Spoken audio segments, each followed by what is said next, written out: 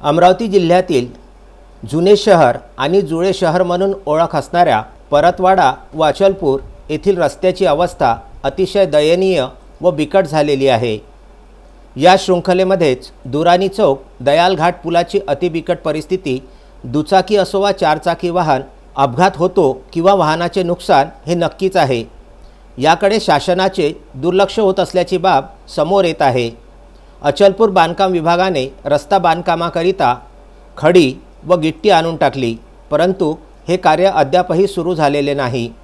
तब्बल 7 दिवसांपासून काम केव्हा सुरू होते याकडे नागरिकांचे लक्ष लागलेले आहे, परंतु या कामामध्ये कुठल्याही प्रकारची हालचाल होत नसल्याचे दिसून येत आहे।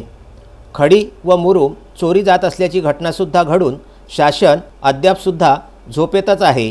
त्यामुळे इतर सामाजिक संघटना व पत्रकारांच्या मदतीने शासनास जागविणे अतिशय गरजेचे झालेले आहे।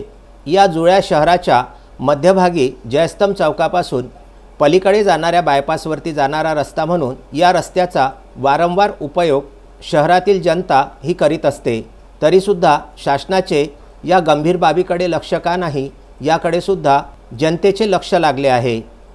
SCN न्यूज नेटवर्क परतवाडा व विदर्भ न्यूज अमरावतीकरिता जयकुमार घिया व पंकज साबू यांचा हा वृत्तांत।